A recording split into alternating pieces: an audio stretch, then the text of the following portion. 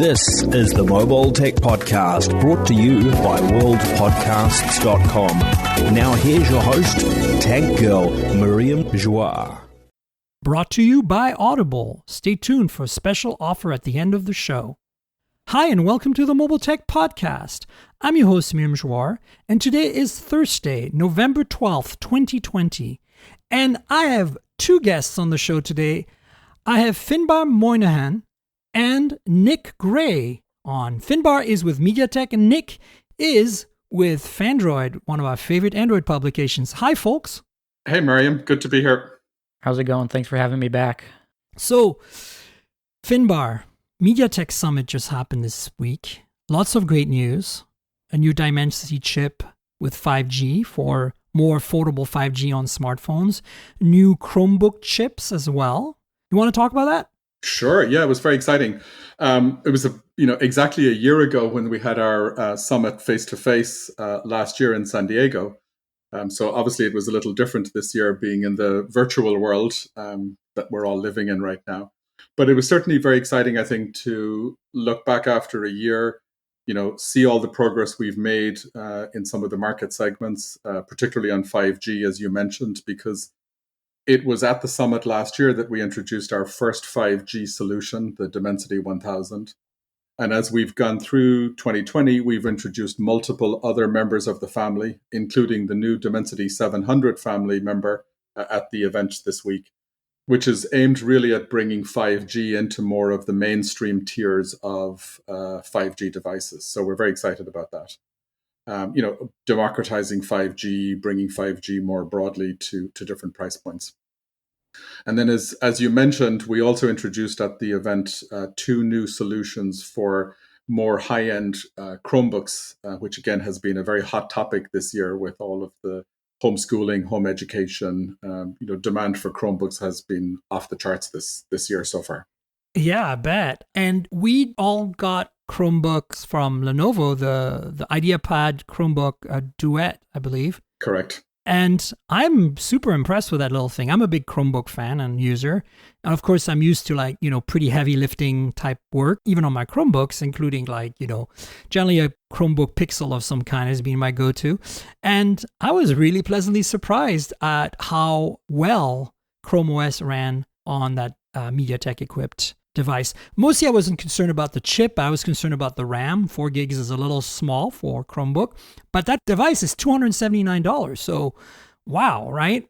Yeah, no, I think it's exciting. And we've seen a lot of success with the Chromebook platform, not just with Lenovo, but with multiple other brands, Acer, Asus, even HP now is also shipping Chromebooks based on MediaTek's platforms. And I think, that first starting point, I think, has given us a lot of confidence in the ability of the MediaTek ARM-based SoCs to deliver a really good user experience for Chromebooks. And I think when we look forward, we're talking about introducing 7 nanometer, 6 nanometer new ARM cores in the new SoCs. We'll really see, I think, a big step up in performance there as well going into next year and beyond. Yeah, and you guys have been doing chips for Chromebooks for about a year and a half now? Actually, we've been doing them for longer. I think the current products like the Lenovo one that Miriam mentioned is based on our 8183, which is really, I think, the second generation of Chromebook chips that we've launched. But I think that product brought some of the advantages of, quad-core, big CPU, 12 nanometer technology, some other advantages that I think probably speaks to the performance. But I think it's really in 2020 that we've seen the volume starting to take off, and we're very optimistic about the projections for 2021. Well, and one question I had compared to, the main competitor within the space for chipsets, which is Intel, and a lot of the times within the budget segment, we're seeing some of their Celeron chipsets in the cheaper Chromebooks. But from what I've seen, these chipsets here, specifically the one in the Lenovo Duet, which I played with at CES, and we actually gave it a Best of CES award because it's that good. This actually seems to have a little bit more power and oomph, even though it's still quite a cheap device for this form factor. Can you speak as to what your guys' approach is on that end, and then the new chipsets, which are significantly more powerful for Chromebooks. Yeah, I think we bring a lot of the experience from the mobile world, Nick, into this space. Obviously, MediaTek's been well known for delivering, low power, high performance mobile SoCs. Taking advantage of the latest ARM cores, taking advantage of the integration that we can bring, TSMC process technology for leading edge nodes. I think a lot of that know-how we've really been able to marshal forward into the Chromebook space. I mean, of course, given all our experience with Android as well, I mean, the fact that all the Android apps run on Chromebooks is a very powerful user feature as well. I think that benefits us. And I think, particularly, I think with the growth in Chromebooks, I mean, it started a lot from the education sector, but we are seeing growth in consumer. So, gaming, video, multimedia, video conferencing, those kind of applications become more important. And again, we can bring a lot of that multimedia experience from the mobile world to bear on the Chromebook experience. So I think it's that heritage from the low power, high performance mobile, and then leveraging that into obviously a different form factor and a different use case that is the Chromebooks that helps, I think. Yeah, I think this is pretty exciting to me. Like the performance on this little duet I was really surprised. I mean, I don't know why I went into, I think because of the specs again, not the processor so much, but the RAM. I was like, well, this is going to be, like a basic Chromebook experience. But as I started using them, I was like, I mean, yeah, tabs are going to be an issue, like, because it's just, you need RAM for tabs. But I was just like, wow, this is, rocking it. And for the price, I mean, I just don't think anybody can touch this. You could probably sell this thing, I mean, Lenovo, I suppose, could probably sell this thing for $50 more with more RAM and, kill two birds with one stone, basically. I think it's exciting to me to see, mobile chipsets slowly seeping into the laptop two-in-one world, basically. We've seen it with Qualcomm and Microsoft on the Surface Pro X and Windows. We've seen it now with Apple. We're going to discuss this later on the show with the Apple Silicon-based Macs. And, obviously you folks have found a really great, successful business case with Chromebooks. And I think we're going to continue seeing that cross-pollination. I mean, Chrome OS was designed from the get-go to be ARM-based. There's been a lot of Samsung Exynos-based Chromebooks in the past. I reviewed them back when I was at Engadget. So, I think it's going to continue. Do you see a future where we see some MediaTek chips in Windows PCs? I think that's an interesting topic, and it's certainly something we're looking at. I think in general we are very excited with the whole move to ARM computing in the broadest sense of the word, right? And I think we continue to see innovation in mobile. I mean, we talked a little bit at the event as well about our next generation high-end Dimensity 5G product that will be coming out, right? And you can see they're all pushing in the same general direction, right? Taking advantage of, the next generation process technology, 6 nanometer, the next generation ARM cores, CA78. And with the high end of the 5G roadmap, it's pushing a lot of, advanced CPU, GPU, ARM computing. A lot of that capability we're developing, has absolute applicability into the broader ARM computing space, whether that's tablets, Chromebooks, or other form factors. Now, there are some technical challenges around Windows with drivers and graphics and stuff like that have to be overcome. But I think the future is certainly pointing to ARM playing a much larger role in that broad computing space than maybe it has in the past. For sure. I'm always joking and saying ARM all the things, right? It's like that meme. Yeah. Because that's kind of where the world is going. And I still to this day cannot believe that Intel sold their X-Scale ARM division. It's like, you need to be in that space. Like, it doesn't matter what you do, So, yeah, the whole market is shifting, and I think Intel's kind of lost the vision as to where mobile computing is going, and relying more on, the desktop and server side in order to drive their business, where everyone else is shifting to the ARM roadmap for the near future and the far future as well. I think exactly, Nick. I think it's a combination of ARM, but it's also, I think, a combination of, if you look at what we do on the mobile space, right, all of the multimedia integration, camera, AI, all of these other features that were, historically driven by smartphones, those become more and more relevant for use cases that people want on their quote unquote computing devices as well, right? Whether it's Chromebooks, notebooks, or whatever.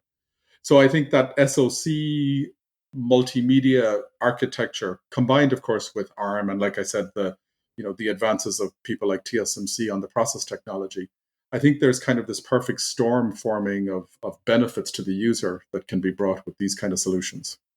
So on these chips that were announced for Chromebooks at the summit, can you tell us roughly like what price points and performance levels you're aiming for manufacturers to ship devices with here? I mean, well, a lot of times, of course, the end position of the product really depends on the OEM, right? I mean, there's a lot of flexibility with the industrial design, the form factor, even as you said, the memory choices that they make. But clearly, we see the new products, the 8192 and the 8195, positioned at tiers above, where, let's say, the existing products that we're shipping with MediaTek are. So, Okay. it probably does bump up to the, multi hundreds of dollars kind of price points. Of course, again, OEMs can make decisions around, form factors, design, memory that'll change, the trade-off between performance and features, let's say. But I think the aim here is really to kind of be able to span the whole range of Chromebook offerings that people are looking to bring out. Some maybe for education, but for consumer and for even into the enterprise class, they may have different performance requirements. For sure. Yeah, yeah. Can we talk about the Dimensity 700 a little bit? Sure. Because really, as you know, mobile, I mean, definitely a big fan of Chromebooks, as I've mentioned, and I'm not going to say no to Chromebooks. They're definitely mobile devices, especially that Duet because it's a 2-in-1. But my, phones are closer to my heart. And, we've seen very exciting that we've seen the Velvet from LG come on T-Mobile with a Dimensity 1000C chip. I actually got T-Mobile to send me a device, even though I already had two Velvets, both with Qualcomm's chips, the unlocked European model and the AT&T specific model. I wanted to experience the Dimensity 1000C, so T-Mobile finally sent me one, and you can't tell it apart from the competition. It performs just as well. Not that I'm surprised, frankly, but I just want to put it out there for the listeners. It is a really great chip and it works really well. In fact, I ran some benchmarks and, benchmarks don't really mean anything, but it's nice to have some points of reference. You are killing it in machine learning and anything that's neural processing based right now compared to Qualcomm. Yeah, no, that's been a big focus for us. And I think we're very happy with the kind of results we're seeing there. And certainly the Dimensity 1000 that's in the Velvet phone from LG, I think exemplifies obviously the best of what we've delivered so far this year. Obviously, you'll see more in the future with new platforms. And thanks for the comments on the Velvet. I do think LG did a phenomenal job with that series and that device as well. It's a beautiful device.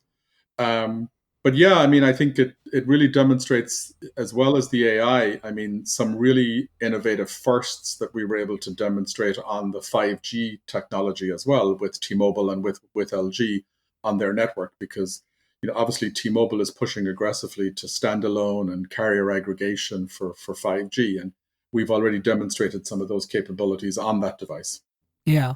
So where do you place the Dimensity 700? I guess it's at the bottom of your 5G Dimensity range right now. You've got the 800 series, and then you got a bunch of 1000 series variations, right? So yes, like the Dimensity 1000 is obviously towards the high-end flagship part of our roadmap.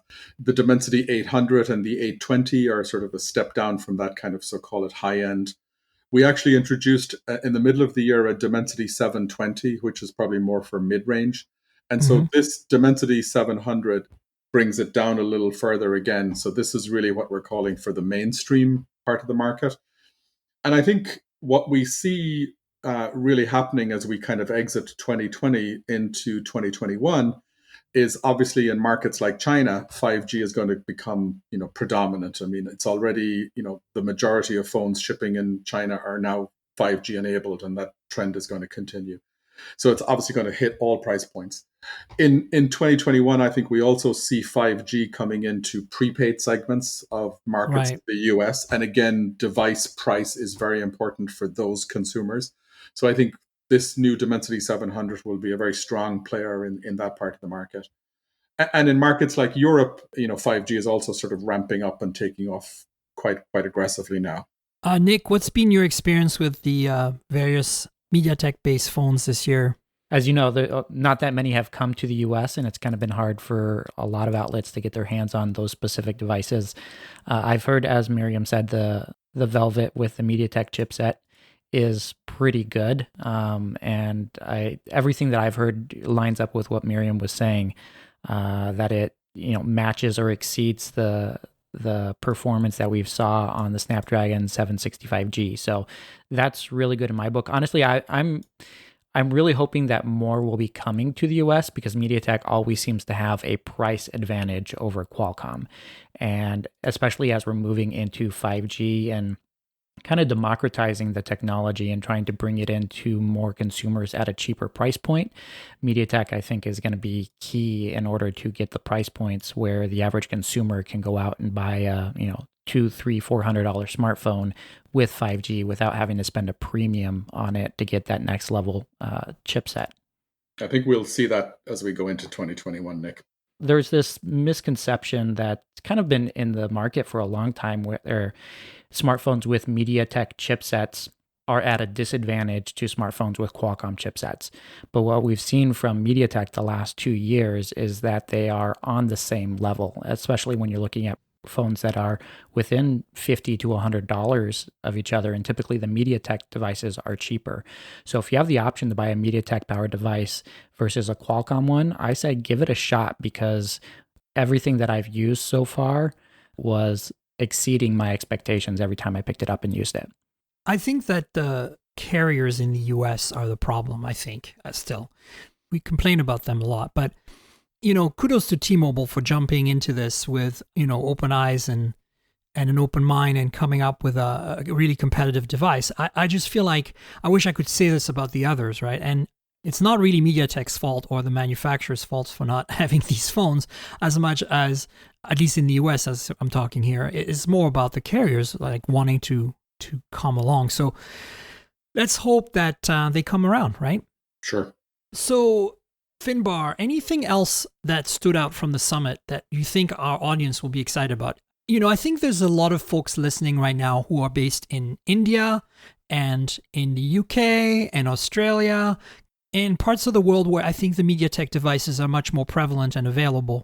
Yeah. So what should they be looking forward to other than, I presume, $200-ish 5G phones with Dimensity 700 chips? Yeah. No, I think one of the objectives for the summit is that we set out with last year, and again trying to reemphasize this year, is to again continue to show people the breadth of technologies, the breadth of products, and the breadth of capabilities that MediaTek can enable. Right. So beyond the smartphones and the Chromebooks, we talked a little bit about what we're seeing this year with our TV business, which has been quite strong. Some of the IoT products. We've seen a lot of strength in Wi-Fi 6 adoption because of the pandemic and people working from home. And then I think, I spoke a little bit at the event as well about our activities on AIoT. And I think that's a very exciting area of growth for the future because it brings together all of the capabilities that we've been talking about from MediaTek. So the connectivity, AI, multimedia, the SoCs.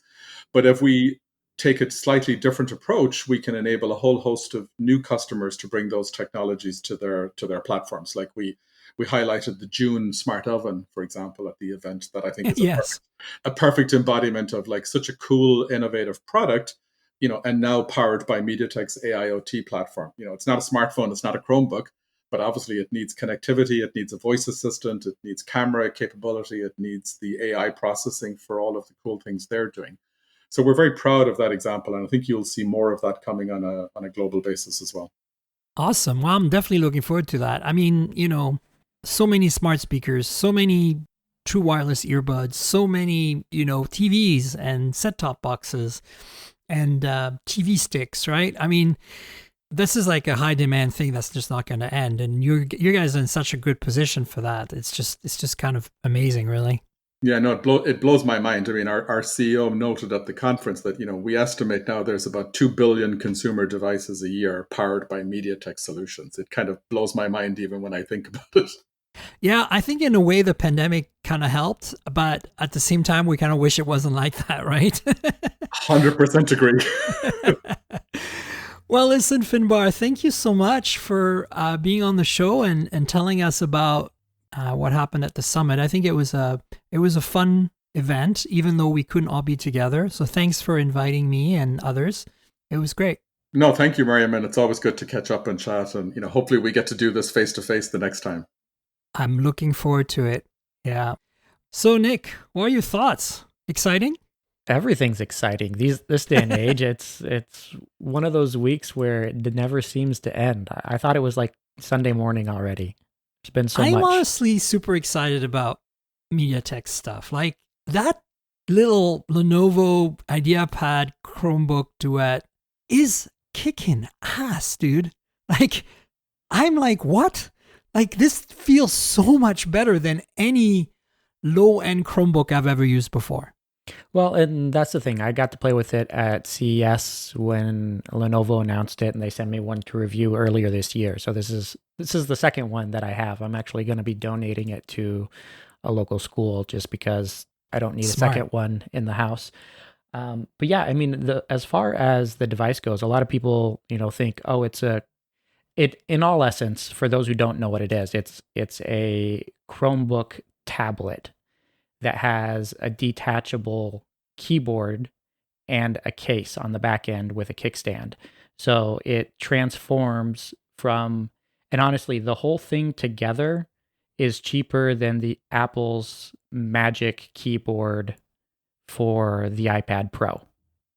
The entire thing with the keyboard, the tablet, and the stand is cheaper than Apple's Magic Keyboard, which is ridiculous. Wow. Yeah. So it's one of crazy. those things, like if you're looking for a value device that can deliver a great experience as a tablet and also a miniature computer, it's a great device. And the performance, as you said, is phenomenal for the price. Yeah, it's pretty great. So speaking of, we have all kinds of news to talk about. I want to start with the OnePlus Nord N10 5G. What a mouthful. I didn't think that OnePlus would ever name a phone like that. Hey, welcome to 2020, man, where expectations are thrown out the window. I understand when it's the carriers kind of forcing down the naming, upon the phones, like we're going to see when we discuss Nokia in a minute. And like we've seen with the TCL phone, right? Mm-hmm. Adding UW after everything and 5G after everything. Thank you so much, Verizon. But I feel like, I don't know. I think that this phone is a mixed bag. Have you played with it? I have. It's sitting here on my desk, and OnePlus sent it over probably about a week before the embargo lifted. And while I wanted to be excited about the phone just because of the price point, it took me 5 days to actually open the box and start playing with the phone and actually start to care. Because once you start looking at the features that the phone has to offer and the compromises that it makes, this is no longer the OnePlus that we've known and loved since the very first OnePlus One.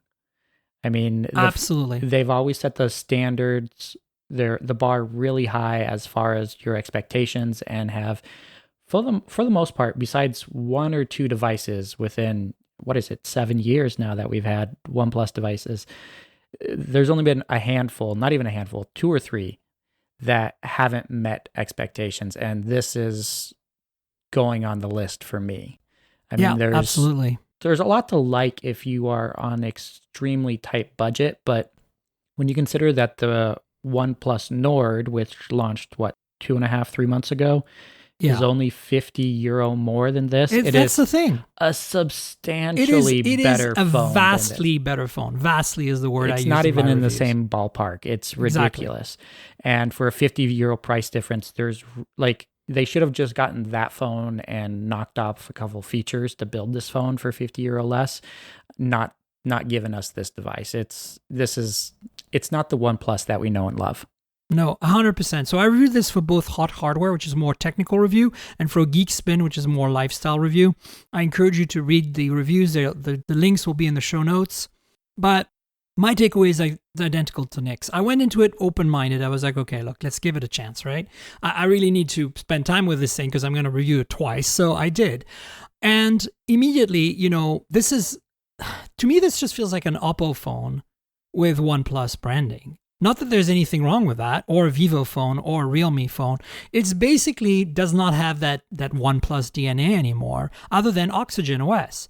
And there's a bunch of issues here. The first thing for me that kind of bothers me is that, as you said, the Nord, the original Nord, is basically just an 8 or an 8T, right? Like a OnePlus pseudo flagship with a 765G in it, basically. Right? Yeah. The only concessions it makes, it still has OIS on the main camera. It still has that Sony IMX586 that is still in the 8T and the 8 today. Mm-hmm. And it has like up to 12 gigs of RAM, super fast, everything.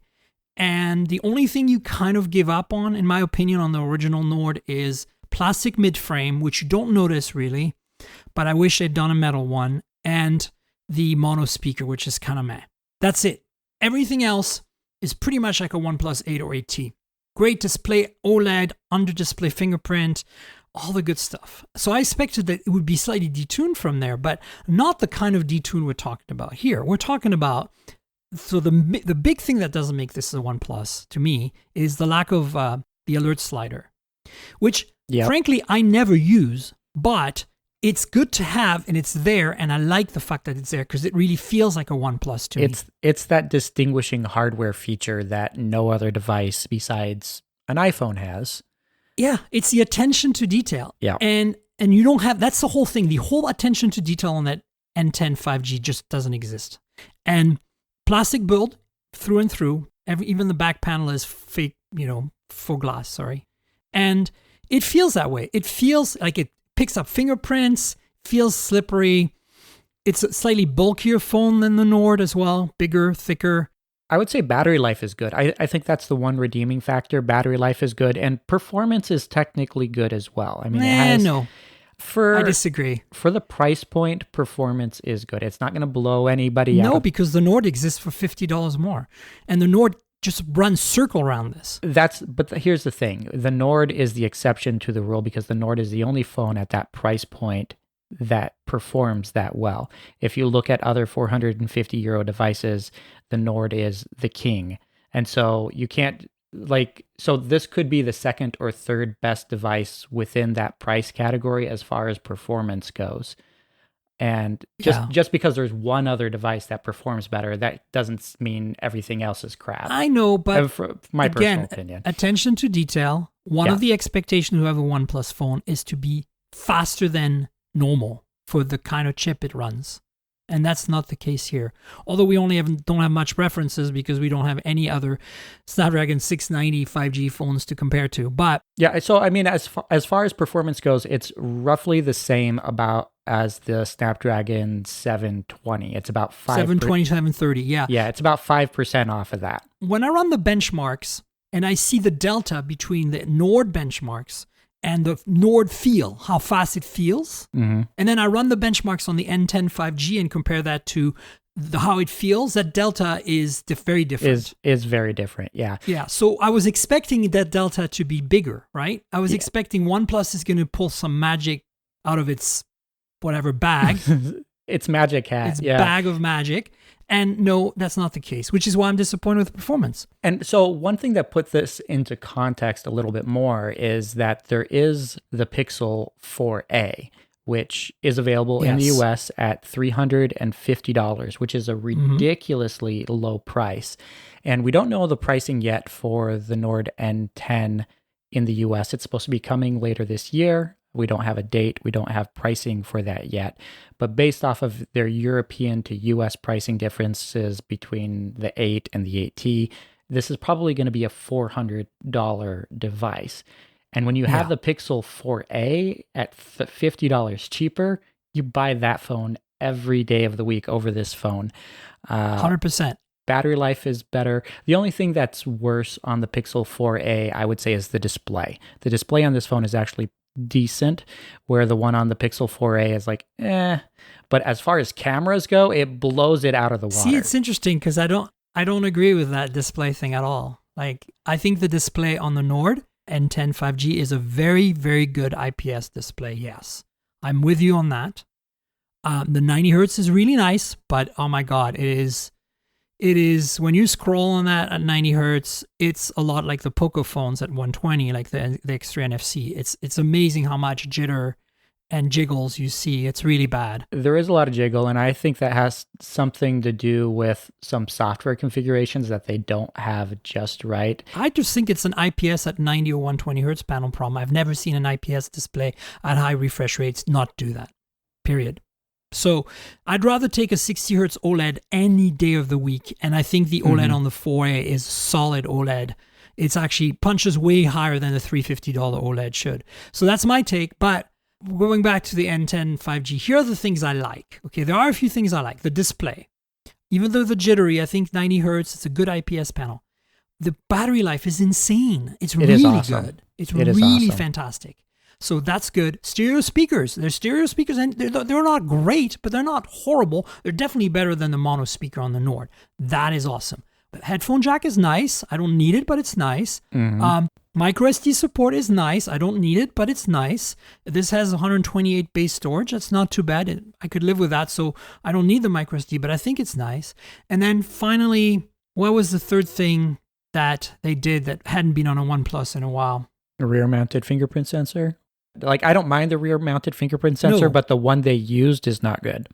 It's not that for me as much as it feels old-fashioned. Like and the 4A has the same problem, and the 5 and the 4A 5G for all the Pixels, the modern Pixels all have that problem. I love the mounted on the back because you reach in your pocket and you tap it. By the time the phone is out of your pocket, it's unlocked.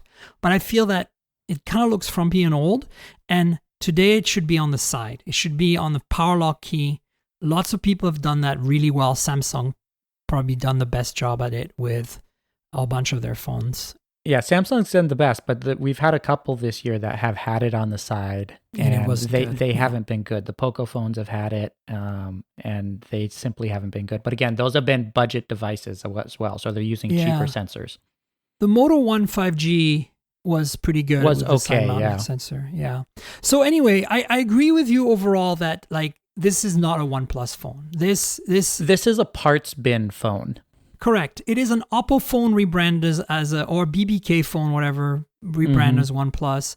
The lack of alert slider. And the other thing that really vexes me, I wrote in my review, is the chin. It is so freaking big. Yeah, but that's what you get from an IPS display. They're all... No, I disagree. Look at the Poco X3 NFC in comparison. Also an IPS panel. Has a chin, yes. Doesn't have a monstrous chin.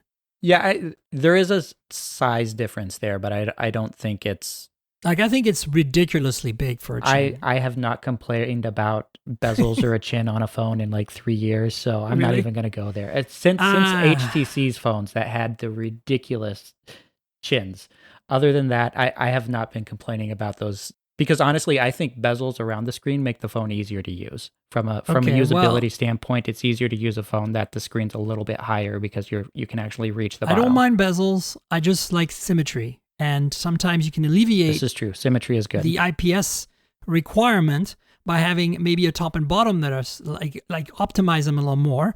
And we're not seeing that. Like, I think Poco is doing a way better job. I think the Mi 10T Lite that we're both reviewing is doing a better job. Mm-hmm. You know who's doing a really bad job? We're going to talk about that with their chin, and I'm going to totally knock them on their chin, is the Nokia 8V 5G UW, the 8.3 variant for the US. That's an insane amount of chin. Yeah. Like, I cannot handle it. Like, and that's one of the things about the Nord N10 5G to me. Between the rear mount fingerprint sensor and that massive chin, it feels like a phone from 2 years ago. And that's not a OnePlus phone for me. OnePlus is bleeding edge. Even at that price point, it should be bleeding edge. And they've shown they can do that with the Nord. And now the Nord, I think, is not a very good value proposition financially for OnePlus. I get it.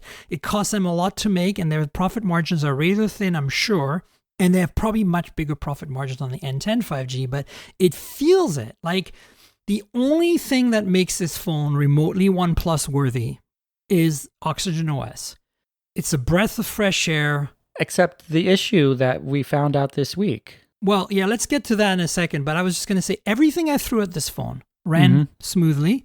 It didn't run fast. It didn't feel snappy like a OnePlus phone, but it's smooth because of 90 hertz display and because of Oxygen OS. And Oxygen OS is still a very good experience compared to having some sort of Oppo, Vivo, other BBK phone interface or a Poco interface on there, in my opinion.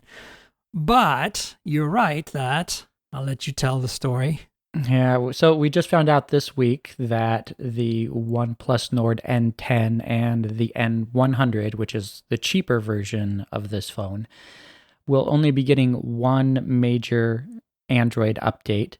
And that Android update is going to be from Android 10, which is the software that the phone ships with, to Android 11. 11, which it should have shipped with out of the box. It should have shipped with out of the box because OnePlus shipped the OnePlus 8T, 3 weeks ago? And that phone was already running Android 11 out of the box. So not only are we only going to get one software update, but we're going to get the 2020 software update. And probably by the time it rolls around, it's going to be 2021. And then you can kiss your software updates goodbye.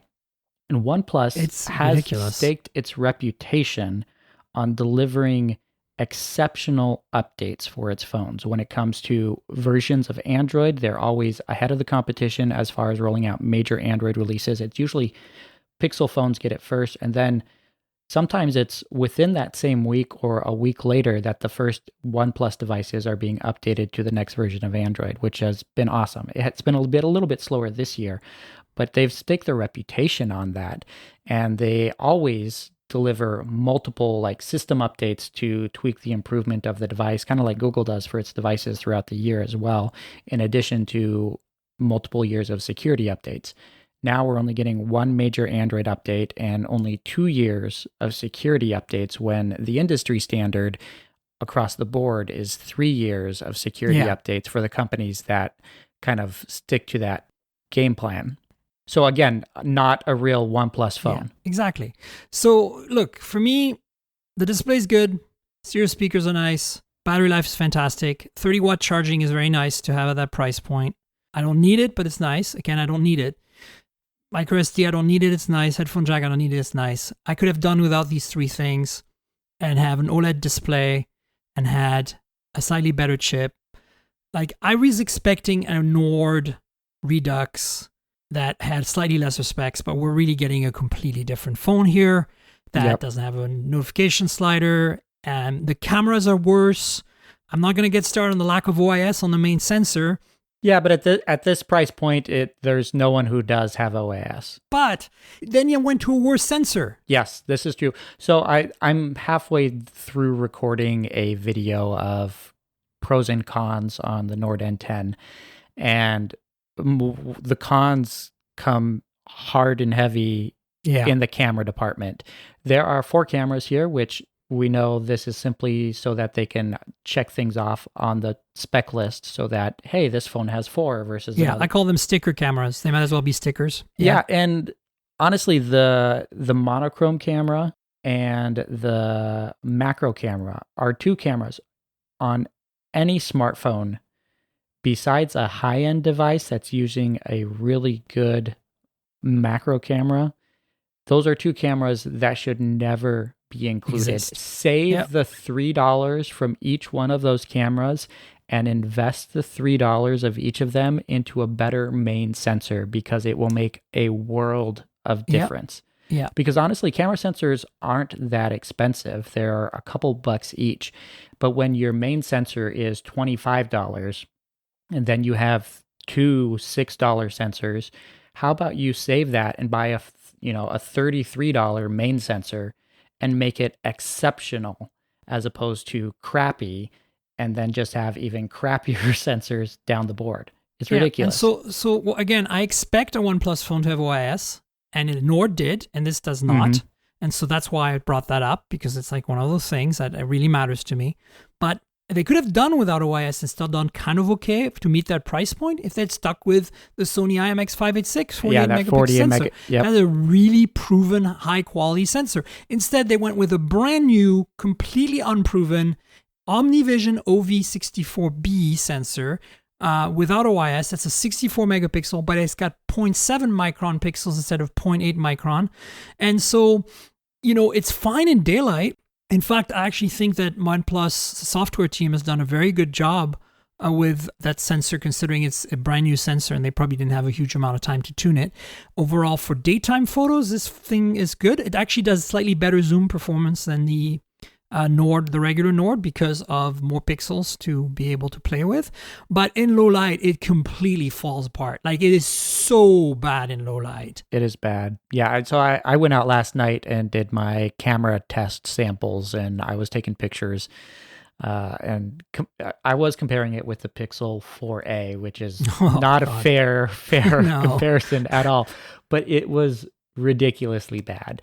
And yeah, it's one of those things where, don't give us sensors that we're never going to use and are completely pointless, and spend your money on the things that we are actually going to use on a regular basis. Yeah. And we will be happy with the results, or not as pissed off, because honestly, I'm never going to be mad if a manufacturer doesn't give me a macro camera and doesn't give me a crazy monochrome camera. I mean, when was the last time you actually took a black and white monochrome picture? Well, it turns out that the monochrome shot's actually not taken with that camera. If you go to monochrome mode, it's like the AT. It assists the main sensor to take the photo by using that monochrome sensor for light. Yeah, well, yeah, it's the same as... The output is still a 16 megapixel picture in this case. It's the same setup that Huawei was using when they introduced their monochrome P9 sensor. Yeah. Yep. But it captures the light information, and it uses the monochrome sensor to then inform the monochrome images. So it paints the 16 megapixel image with the monochrome data. Yeah. Correct. So I want to wrap up because we have a lot more to talk about. But really quickly, for me, this never settle motto is over. Like, you're settling 100% of the way here. They settled and then some. This is not a OnePlus phone. This is not worthy of OnePlus. OnePlus has lost the plot. OnePlus has lost its mojo. Like, how low can they go? I don't even want to think about what the N100 is going to be like. The good news is the N100 is less than half the price of this phone. Okay. So, well, I think it's 189 euro or 179 euro. So it's extremely cheap. So I'm not expecting... a 720p display. Oof. So it's not going to be good by any means, but it probably could be good compared to what else is within that price segment. Honestly, I haven't used a phone that cheap in a long time, though. Ultimately, that's the problem, Nick. 50 euros, 50 pounds more buys you a Nord. Oh, it's crazy. Which is vastly better. So buy that. And if you're in the US, we have no point of reference because the Nord was never sold here. But I can guarantee you this is going to be a carrier special, like a T-Mobile phone at $350 or $400. And it's not going to be as good as some of the other $400. Some of the Samsung A-series devices. That has Snapdragon 765s, like the TCL 10 5G, like the Moto One 5G, like the Revel 5G on T-Mobile, which is essentially a Moto One 5G detuned, like the new LG K92 5G that looks awesome. Have you seen that? It's another Snapdragon 690 phone. It was announced by LG. That thing looks so good. It looks like good. Cosmetically.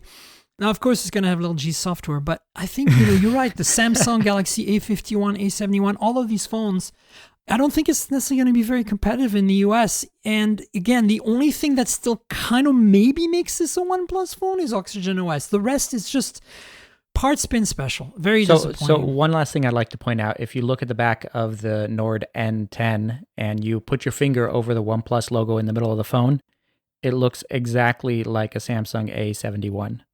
The camera module is identical. Like the placement of all four sensors is identical, especially the flash as well. You're like, is this a OnePlus or is this a Samsung phone? It's ridiculous. Yeah, it's so weird.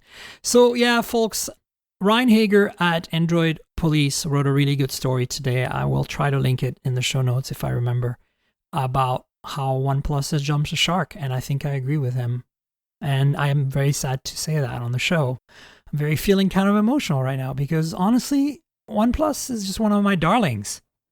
And I really hate to see what's going on here. Up until the release of this phone, this has been an amazing year for OnePlus. It's been fantastic. This is just like stops People were worried about the dilution of the brand as OnePlus started moving down market a little bit with the Nord originally, and they kind of proved everybody wrong with the original Nord, saying, hey, we can actually deliver a budget-friendly device still and without compromising too much on our, core DNA.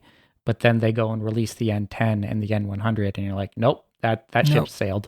And I wanted to give them a chance with the N10 at least. I knew the N100 would not be my thing, but the N10, I want to give them a chance. And man, look, it's the worst thing is that if you look at it in a vacuum, it's not a bad phone. No, but there's a lot of competition, and you can't look at a phone in a vacuum. You can't look at it in a vacuum. And it's the same with the AT, overpriced for what it is. I saw your review. I didn't want to get into that because I've covered the AT to death on the show now. But it's the same thing. It's like, fantastic phone in a vacuum. Put it next to the competition, and it's starting out to be a harder sell, including competition from itself with the 8, right? Well, not just the 8. The 8 Pro is on sale, and so it's only $50 more. And it's like ridiculous. Yeah. So with the 8T, for me, it was someone's looking at the 8T because they were considering the 8 and wanted to spend a little bit more to get a little bit extra phone. The difference, the delta between those 3 phones is so small that one of them should not be there. And that phone that shouldn't be there is the 8T. The only 8 I want to talk about is the Nokia 8V 5G UW. And I want to mention really quickly because I want to move on to the Apple stuff. Let's do it. I got a review in it. The embargo lifted an hour after the Nord, but because we got the review in it on Friday or something, there was no way I was going to be able to review it in time for anyone, and certainly not even for myself. So I made an unboxing video, which you can find in the show notes. Check it out. This phone is an utter disaster and disappointment. I'm reviewing it right now, and I do not know what Nokia was thinking. Why is it a disaster and disappointment? Because it costs $700, and it is no better than a OnePlus Nord. In fact, worse than a regular OnePlus Nord I'm talking about here. It's a Snapdragon 765G. All the really cool special Nokia-ness of it with the original, what it's based on, which is the Nokia 8.3 5G, was the whole concept was we're going to make the first 5G phone that's a world phone, like that works on 5G anywhere in the world. That's all gone here. Because this is optimized for Verizon. For Verizon only. And it has millimeter wave, which the other one doesn't have, which is fine. Like, don't get me wrong, millimeter wave is nice and fast when you get it. But the price is the same, like the same high price as it was. It was already overpriced when it was just a sub-6 phone with the 8.3. And it was announced at MWC. This phone should have come out in April, May and been competitive for that price, and then probably dropped down to a bargain bin price now to compete with all the other awesome Snapdragon 765 phones that exist today. Like, how are you going to buy this Nokia 8V 5G over a Pixel 5? Well, so same price as the Pixel 5, but then you start considering, how about the Pixel 4a 5G, which is a $500 phone with essentially the same specs? It's definitely more premium looking and feeling than a 4A 5G. This is true. But it doesn't have OIS, which for a Nokia PureView, you need OIS at this price point. There is no excuse. It has a plastic mid-frame, Kevlar. It's nice. It's really nice plastic. It's essentially a OnePlus Nord. No, not even, because it has an IPS panel with a massive chin. It doesn't have 90 hertz. It's a 60 hertz panel. It's worse than a OnePlus Nord, and that's a €450 phone. That's exactly what I'm saying. And it's honestly, ridiculous. In my opinion, worse than a Pixel 5, or in some ways than a Pixel 4a 5G. Although you have to get the millimeter wave version, which is $100 more, right? Remember, this is millimeter. Yep, like the millimeter wave tax. Yeah. And so, I mean, I think you were on the pre-brief that I was with Nokia talking about this phone, and I raised the question of the price because they told us what the price was, and I raised the question of, this is more expensive than competing devices. Why is that? Because we've seen other devices with Snapdragon 765s that are $100 to $200 cheaper here in the US with better specifications than this when you look at the other features. And they said, well, our customers like our value proposition that we offer with our devices. But this isn't, I don't see the value proposition here. And Nokia hasn't built up the reputation, especially in the US, because it never had the reputation in the US of brand loyalty where people are going to come back simply for the Nokia name. They will for OnePlus. They will for Pixel. This thing is stillborn. It's dead. It's DOA. There's no way that even if you're a Verizon customer, you're going to buy this phone when the TCL exists with the same specs. Oh yeah, $400 for $400, like the same specs for a TCL phone. Like, and I think the TCL phone might actually have better cameras than this. I think so too. And the Pixel 5. I'm sorry to tell you, you can buy an unlocked Pixel 5 that has millimeter wave, will activate on Verizon, costs the same amount of price. You get all the freaking goodness. You get more RAM, you get more storage. Oh my God, the RAM and storage, 6 and 64? Are you kidding me? How could they do this? 6 gigs and 64 for $700? Yeah, it's bad. Forget it. Like, Nokia, you're drunk. Go home. Hey, it has a 3.5 millimeter headphone jack. It does. So does the Pixel 4a 5G. I mean, I'm not a huge fan of the Velvet, but the Velvet is roughly the same price, and it's a much nicer phone. So much nicer. And I'm not even a fan of that device. And if you really want to go crazy and want to spend very little and get a premium phone with a Snapdragon 765G, not my favorite choice, but I would still buy it over the Nokia, Moto Edge. Yeah, that's a good phone. I mean, it has its quirks, and I'm not crazy about the software because it feels like it's 7 years old at this point. But I'm so annoyed with Nokia right now. Anyway, I want to briefly touch on the fact that the iPhone 12 mini and Pro Max have been reviewed now. I will link to the Verge's review for lack of a better option. There's many other options, but I like their reviews. They're pretty fair. I know you have an iPhone 12 of some kind. Is it 12 or 12 Pro that you have? I have the 12. I wanted to get the mini, but it wasn't coming out yet. We've covered the 12 and the 12 Pro. So this is about the 12 mini and the 12 Pro Max. The takeaway I'm getting is that the mini is just exactly as awesome as the 12, but less battery life, which we expected. And of course, it's smaller, which is perfect for a lot of people. And it's mini. Right? Yeah. And then the Pro Max is the camera system, and it's a really big phone, and bigger than you think. And if you try it before you buy, kind of thing. Anything that stands out really quickly for you about these two phones? Like for me, the camera system on the Pro Max with the in-body stabilization it seems that it does pay off and the quality is a little better, and it's interesting, right?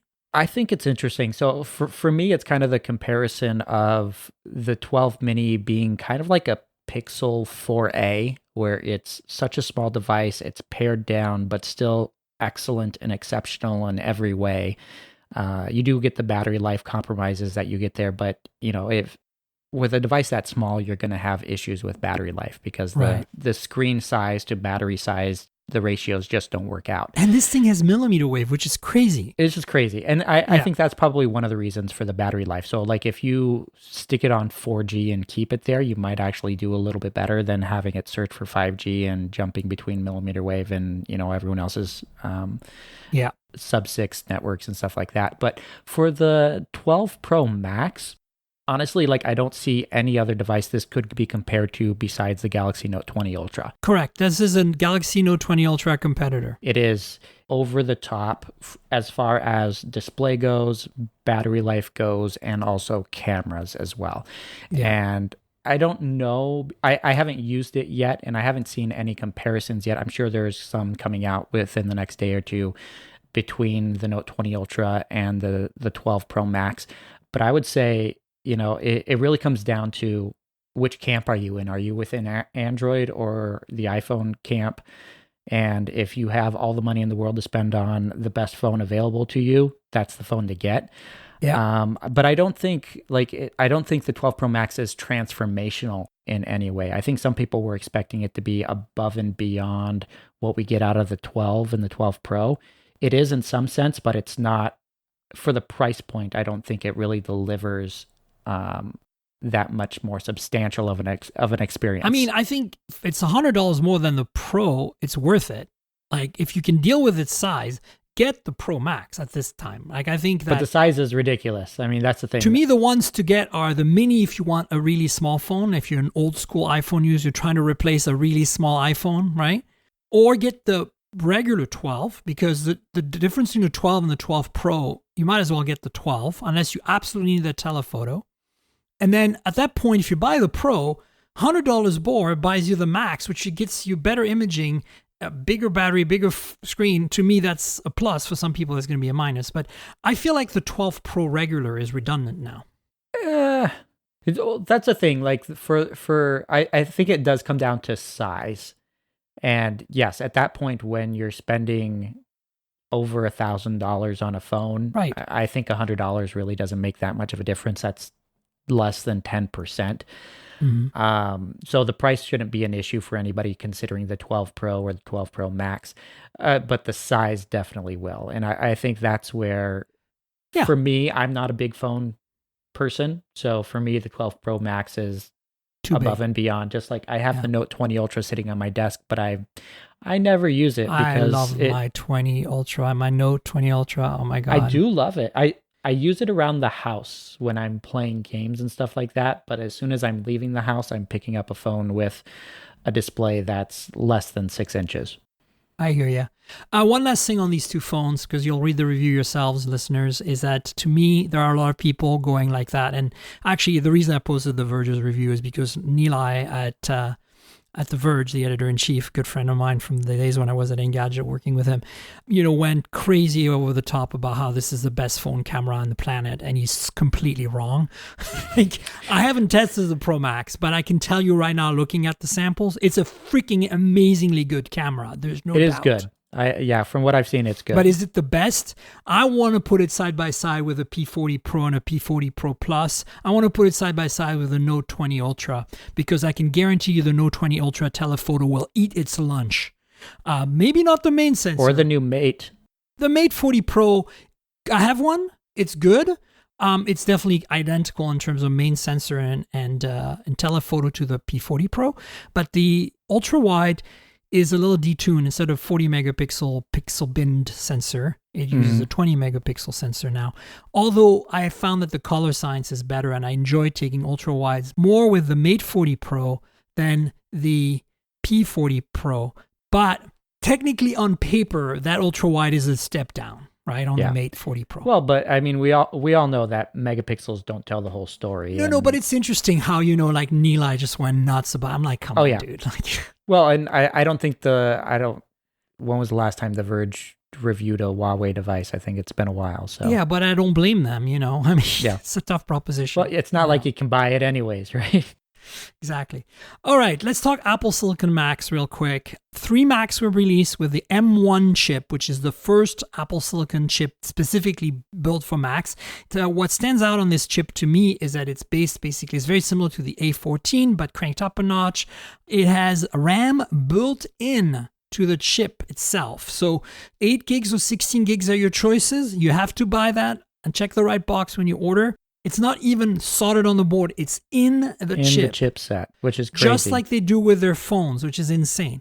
The M1 is now available on the MacBook Air for $999, the MacBook Pro 13 for $1299, and the MacBook Pro 13 still exists also as the Intel version on their website. So you can buy one or the other.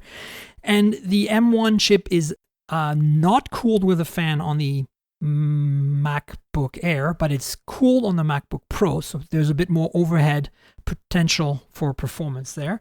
And then there is also a Mac Mini with the also cooled down with a fan M1. And if you look at the chassis of that Mac Mini when they showed it on the screen, I've taken apart many Mac Minis because I've owned many of them to update them with new hard drives and SSDs and stuff. They were packed. This thing is almost completely empty. Like half of the space inside the chassis is being used up by the computer itself. It's so small. But yes, there's a Mac Mini available with the M1 chip, but they're also keeping the Intel Mac Mini on the market as well. So that's basically the takeaway. And I'm super stoked because the performance, I know that nobody's got their devices yet to do benchmarks, but, Apple put a lot of numbers up that weren't, comparing anything to anything because they wouldn't give us what they were comparing against. Like, they wouldn't actually give us hard facts. Apparently they did in the press release in page 17. Okay, but my point is, it's a lot of hyperbole with Apple often, and I'm not saying that to definitely. be mean. It's true, right? So the point is that there's a lot of people out there, especially like the older school Intel PC reviewers, that are like going, "You're nuts, Apple, go home." But I think they're in for a very bad surprise. Like these things are gonna blow up anything that's a Core i5 or Core i7 right now. I think we do need to be a little bit skeptical because yes, you can talk about overall performance, but when you start looking at, okay, half of the applications that you run are still going to run in emulation until app developers are able to rewrite all of their programs to work with. That's just a compile button away. You know that, right? Yeah, yes and no. I mean, we all driver support and a whole lot of others. It's not a compile button away. There's hours and hours and sometimes months and months of work. Well, it's more of a compile button away than if you're a Windows developer. Let me put it this way. Yeah. But so, I mean, we still don't know because applications are always optimized for different chipsets. And, running something on an ARM processor is different than running it on what we were using in the past. So it's one of those things where, yes, theoretically, this could be exponentially better, but I don't think we're going to get exponential improvements in performance right out of the gate. I think it's going to be a year before those numbers actually come to fruition once applications are updated. I'm a little bit more optimistic because I lived through the last transition and emulation was extremely good. And also because Apple always ships all their native apps, which is what most people use out of the box, they're going to ship them ARM optimized. So like even Final Cut and iMovie and all the things that are a little bit less, like more niche in terms of not mainstream apps, like of course Safari is going to be, updated, but I'm talking about they're updating everything. Logic's being updated. So I think that, yeah, but like for creative professionals who use the Adobe suite, I don't think the Adobe suite's going to be updated on day one. Not on day one, but I think it's coming, and that's why they can still buy an Intel Mac. But the point is that there's a lot of creatives out there that use Final Cut, and for those people, I think the performance is going to be off the charts. And that's because, mobile chips scaled up to laptops, or in this case, it's a completely designed essentially to be a laptop chip.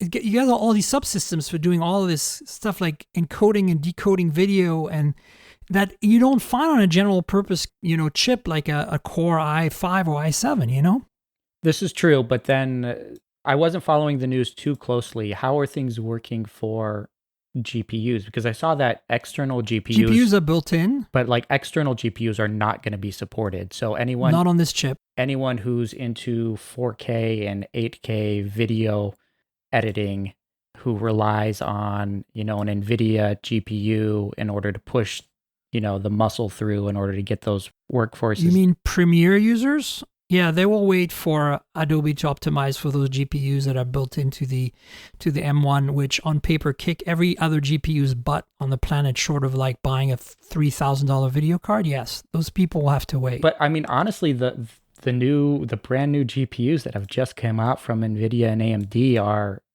exponentially better than they were last year. And there's no way that Apple's going to be able to perform with that for serious, not like your casual creator like me, but like for, professional creators. Yeah, for people running DaVinci Resolve and for people running Premiere, they're going to have to wait.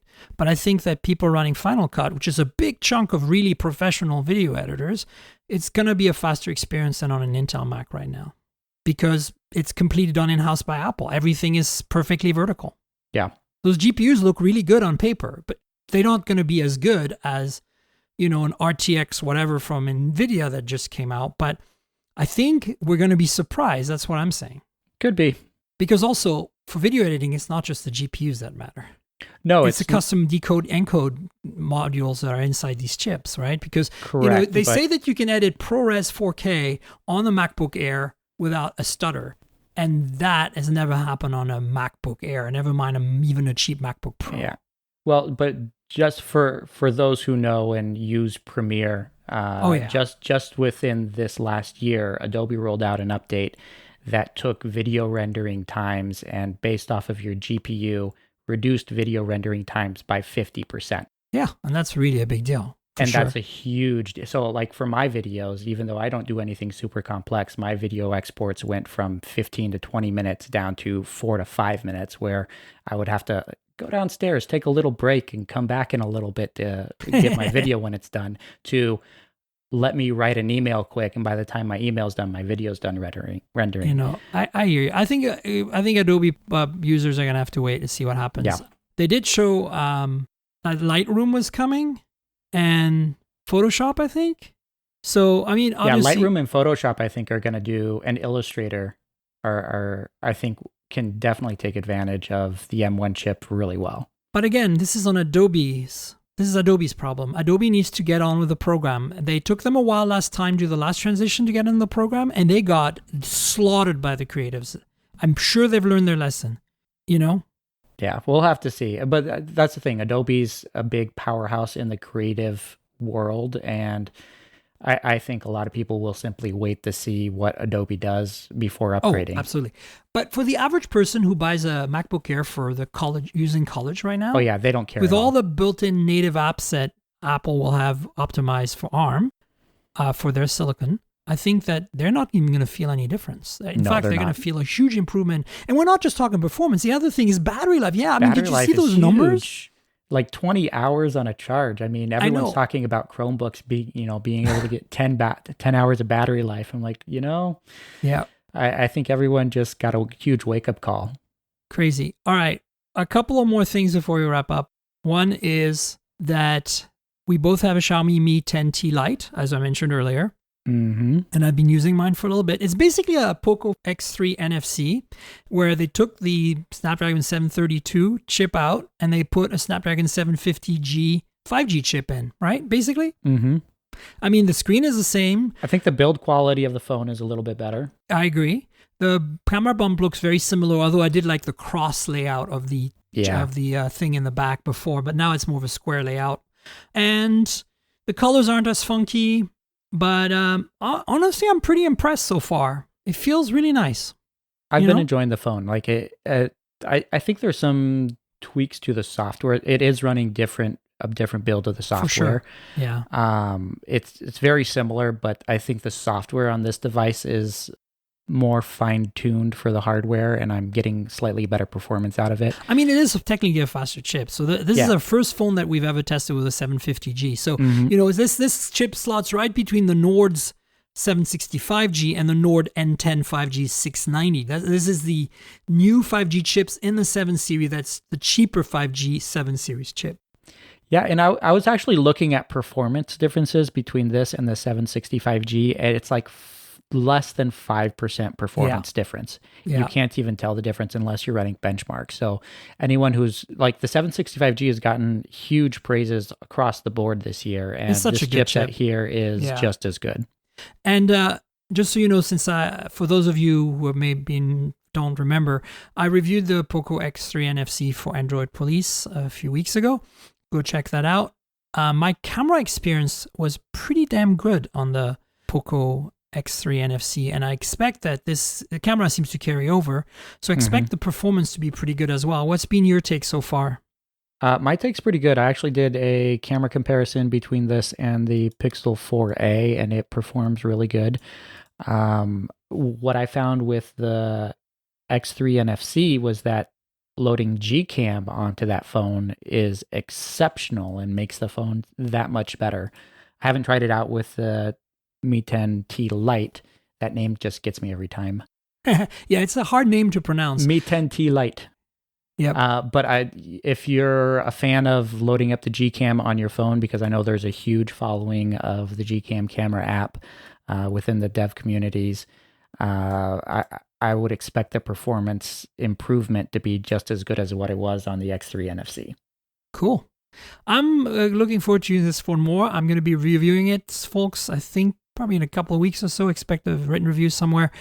So stay tuned for that. And the last thing on the list, well, there's actually a couple of things. We skipped on one of the things earlier, which was that and I'm just going to mention it, the Nord SE rumor. There is a rumor for a version of the Nord, the good Nord, with 65-watt fast charging like the OnePlus 8T. So this would be called the Nord SE, or Special Edition, or Super Edition, or whatever.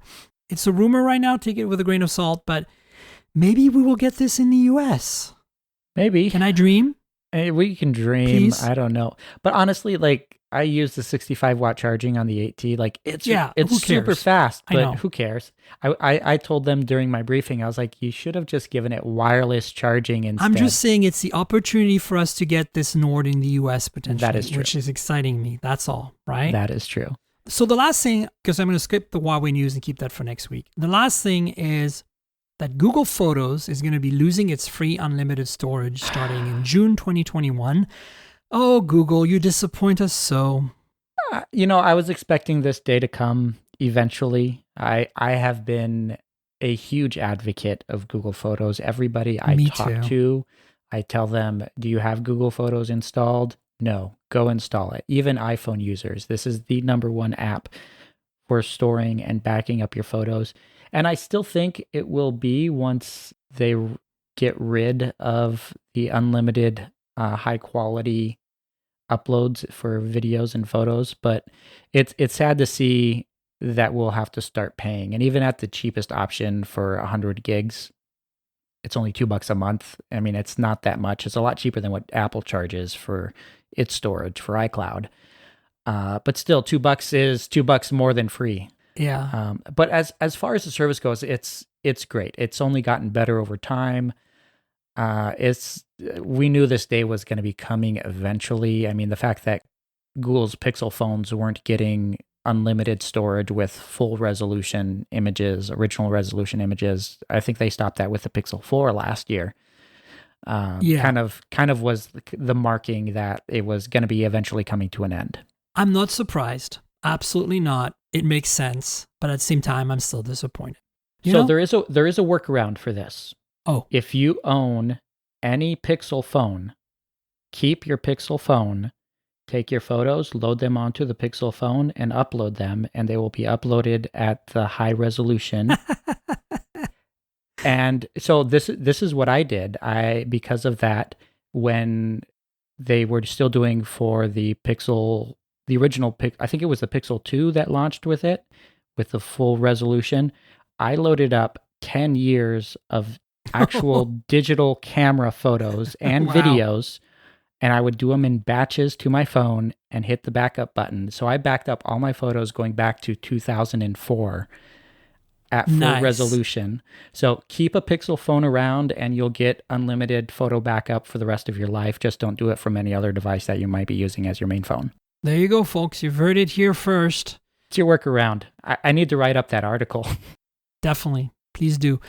We need to wrap up. So do you want to tell folks where they can find you on the internet? On the internet, So thanks, Nick. You can find me and all my work on Phandroid.com, covering Android news and reviews, or else you can find me personally on Twitter and Instagram at Nick M. Gray. And you should definitely check out Phandroid, folks. Awesome YouTube channel. Nick is good people. And you know where to find me, folks, on the internet. I'm at Tankrl. That's TNKGRL. Like the comic book character, just drop the vowels. TNKGRL on Twitter and Instagram. Twitter is where you should go to comment about this show. If you want to discuss the podcast with me, go to Twitter. Tell me what you think. Ask me the questions you want to ask. Correct me, whatever. Instagram is where you'll find pretty pictures of phones, pretty pictures taken with phones I'm reviewing, all that good stuff. We have a couple of YouTube channels you check out. youtube.com/mobiletechpodcast is where you'll find unboxings, reviews, hands-ons, etc. Mostly about phones and earbuds, headphones, that kind of stuff. And then we've got a new channel, MobileTech More. So it's youtube.com/mobiletechmore. You should subscribe to that. It's a new channel. Your subscription would be appreciated. It is all the extra stuff we get, like air purifiers, blenders, like we got a USB Type-C portable blender. It's freaking great. Robot vacuums, all that stuff is going to go there. So we're kind of just getting started with that. So please like, subscribe, and all that good stuff on the YouTube channels. Then the podcast itself lives at mobiletechpodcast.com. That's the URL. There's an RSS feed there. But if you want to use your standard podcast app, or on Google Podcasts, Apple Podcasts, Pocket Casts, and Spotify, pretty much everywhere good podcasts can be found. If your app lets you rate or review the show, please consider doing that. It really helps. So I just want to put that out there. And then also we have a donate link in the show notes. It's a PayPal link. Check it out. If you can help the podcast by donating some money, please do so. I certainly would appreciate it. And then I want to thank our sponsor, Audible. Audible has been with us since the very early days of this show as a longtime sponsor. You can help them by helping us by checking out the special deal they have. And that's basically a 30-day free trial, and you get to keep a book at the end, which is cool. The URL for that is audibletrial.com/mobiletech. That's audibletrial.com/mobiletech.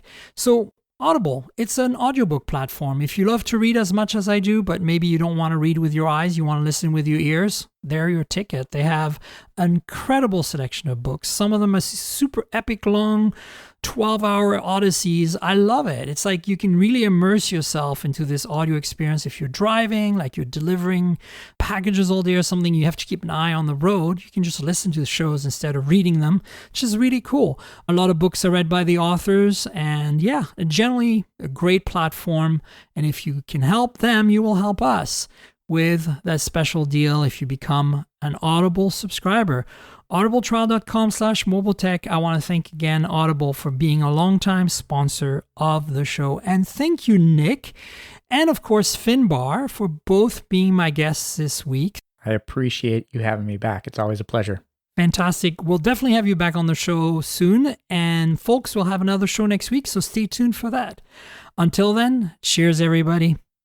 This has been the Mobile Tech Podcast with Tank Girl, proudly presented by worldpodcasts.com. You can visit us online at mobiletechpodcast.com.